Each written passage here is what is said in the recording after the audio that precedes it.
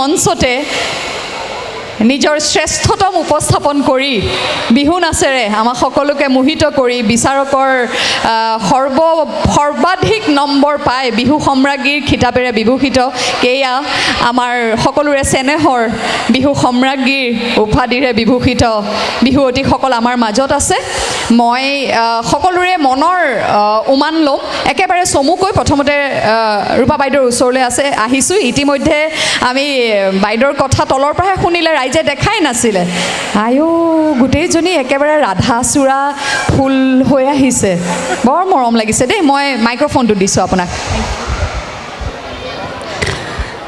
অলেখ ধন্যবাদ বৰষা আচলতে বিহু সম্ৰাজ্ঞী চাবলৈ আহি দৰ্শক হৈ আছিলোঁ কোনেও নজনাকৈ মনে মনে বহি আছিলোঁ কিন্তু বৰষাৰ চকুত পৰিলোঁ আৰু লগতে আমাৰ জাৰ্জ বাইদেউ জয়াশীল বাইদেউই অসমৰ প্ৰথম বিহু সম্ৰাজ্ঞীগৰাকীৰ নাম কি আৰু তেওঁ এই খিতাপটো কোন চনত লাভ কৰিছে এনেকৈ সোধাৰ লগে লগে বৰষাৰ চকু মোৰ ওপৰত পৰিল অৱশ্যে উত্তৰটো তেওঁ শুদ্ধকৈ দিব নোৱাৰিলে তেওঁ নামটোও ক'ব নোৱাৰিলে চনটোও ক'ব নোৱাৰিলে আৰু চনটো আমাৰ যিখিনি ইয়াত কলানুৰাগী লোক আছে যিসকল ৰাইজ আছে সেইসকলে সকলোৱে জানে তথাপি মই কৈছোঁ যে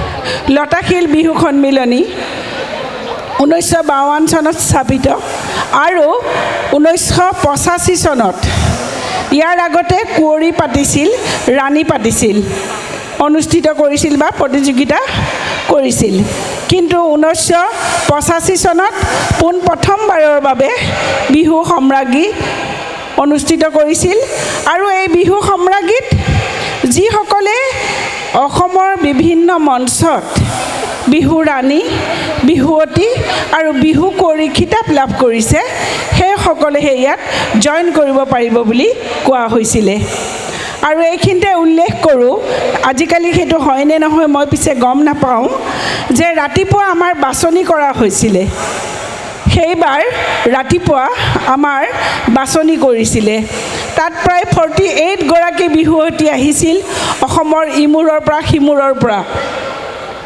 সেই বাছনিত মই প্ৰথম হৈছিলোঁ প্ৰথম হোৱা গৰাকীক বিহু কুঁৱৰী খিতাপ দিয়া গৈছিল গতিকে মই উল্লেখ কৰিব লাগিব যে 1985 চনৰ এই লতাশিল বিহু সন্মিলনীত মই দুটাকৈ খিতাপ অৰ্জন কৰিছোঁ এটা হ'ল প্ৰথম মানে বিহু কুঁৱৰী এগৰাকীয়ে বিহু কুঁৱৰী অসম আৰু আনফালে বিহু সম্ৰাজ্ঞী এগৰাকীয়ে গতিকে এইখিনি মোৰ আজি এই বিহু মঞ্চত এয়া পৰিচয় আজি প্ৰায় 40 বছৰেই হ'ল 40 বছৰৰ আগৰ স্মৃতি আগৰ এয়া মৰম চেনেহ আদৰ এতিয়াও পাহৰিব পৰা নাই আৰু ভৱিষ্যতেও নাপাহৰোঁ আৰু আজি মই অহাৰ কাৰণ এটাও আছে উদ্দেশ্য এটাও আছে যে মোৰ ছোৱালীও এতিয়া অকণমান ডাঙৰ হৈছে 12ৰ কটনৰ পৰা তাই এক্সাম দিছে তাই বাৰে বাৰে কৈছে যে মা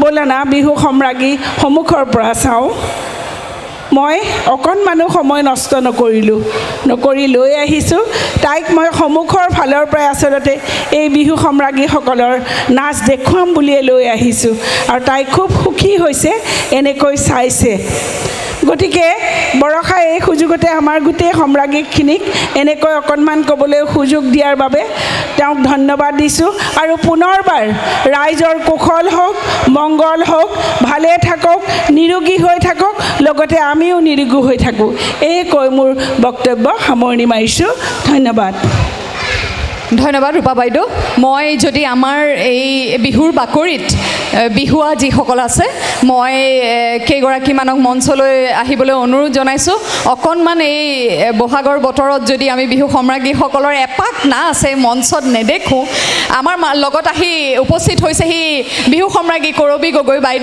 বাইদেউলৈ বহাগৰ ওলগ যাচিছোঁ প্ৰতিগৰাকীলৈ গুৱাহাটী বিহু সন্মিলনীৰ তৰফৰ পৰা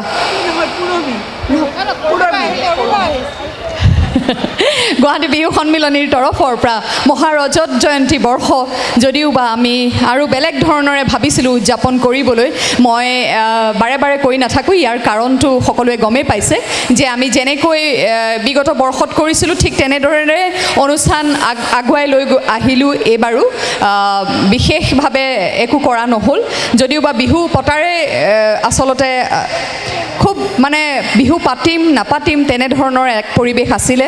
মই বিহুৱাসকলক বিচাৰিছোঁ মঞ্চত, আৰু সেইখিনি সময়তে প্ৰতিগৰাকীৰ পৰা একেবাৰে চমুকৈ, কিয়নো এক অনুষ্ঠান আছে আমাৰ, সংগীত শিল্পী দুয়োগৰাকী সাজু হৈছে। মই এইখিনিতে জনাওঁ যে আচলতে পূৰবী গগৈ বাইদেউৰ সুযোগ্য সন্তান ঋষিকেশ দাস উদীয়মান শিল্পী, কণ্ঠশিল্পীয়ে অনুষ্ঠান পৰিৱেশন কৰিব। মাক যিহেতু অকণমান কম কথা ক'ব, সোনকালে মঞ্চটো আমাৰ দুয়োগৰাকী শিল্পীক দিব লাগিব। ধন্যবাদ বৰষা। বৰষা, ইমান ধুনীয়াকৈ তুমি আঁত ধৰা অনুষ্ঠানটো। সঁচাকৈ তুমি কথা কোৱাৰ পিছত যে আমি ইমান শুৱলা, ইমান সুমধুৰ, ইমান ধুনীয়াকৈ কথা ক'ব পাৰিম, সেইটো কিন্তু মোৰ ডাউট আছে। যিয়ে নহওক, আজি ইয়াত উপস্থিত, এই মঞ্চখনত উপস্থিত হয় খুব মানে নিজকে ধন্যবাদ আৰু খুব প্ৰাউড ফিল কৰোঁ। আৰু এই মঞ্চখন সকলোৱে গচকিব খোজে। বিশেষকৈ সম্ৰাজ্ঞী কিতাপটো সকলোৰে এটা সপোন থাকে বিহুৱতীসকলৰ, যে সপোন মানে সম্ৰাজ্ঞী মই এইখনত হ'মেই। এগৰাকী অকণমানকৈ মই ইয়াত সোমাওঁতে লগ পালোঁ, মই এতিয়া নামটো নকওঁ বাৰু। তেখেতৰ চকু পানী ওলাই গৈছে। অহা নৱেম্বৰত তেখেতৰ বিয়াৰ আগতে যদি এই কিতাপটো অৰ্জন কৰে খুবেই নথৈ আনন্দিত হ'ব। ময়ো হ'ম। কিন্তু তাই মানে দুখ কৰিছে, যদি বা নাপাওঁ মইতো বিয়া হৈ যাম। কিমান দুখ লগা কথা। মই কৈছোঁ একো নাই, যি নহওক তুমি যে এইখনত নাচিছা সেইটো বহুত ডাঙৰ কথা। কৰ্মফললৈ কেতিয়াও আশা নকৰিবা, সদায় কৰ্ম কৰি যাবা আৰু অনেষ্টিটো সদায় ৰাখিবা, সততাটো সদায় লাগিব। আৰু তেনেকৈ সদায় বিহুক ভাল পাই যাবা আৰু বিহু শিকাই যাবা। আৰু বেছি বৰষাই বাৰে বাৰে কৈ গৈছে দেই, একদম চুটিকৈ ক'ব। কিন্তু মই ইয়াত এষাৰ কথা নোকোৱাকৈ মই কেতিয়াও থাকিব নোৱাৰোঁ। প্ৰত্যেকবাৰে মই মঞ্চত ইয়াত থিয় হয় এষাৰ কথা, অভিযোগ। একচুৱেলি মোৰ অভিযোগ সদায় আনো। ইমান ডিজিটেলি ইয়াত মানে মঞ্চবিলাকত যে প্ৰত্যেকখন মঞ্চৰ বিহুতলী মই দেখিছোঁ ডিজিটেলি বহুত মানে আপডেট হৈছে। ডিজিটেল ৱৰ্ল্ডত এতিয়া, ডিজিটেলৰ সময়ত কিয় বাৰু আমাৰ সম্ৰাজ্ঞীসকলৰ নামবোৰ নাথাকে? একমত হয়নে নহয় আপোনালোকে মোক কওক। যদি একমত, ডাঙৰকৈ এটা এজাউৰীয়া হাত চাপৰি লাগে।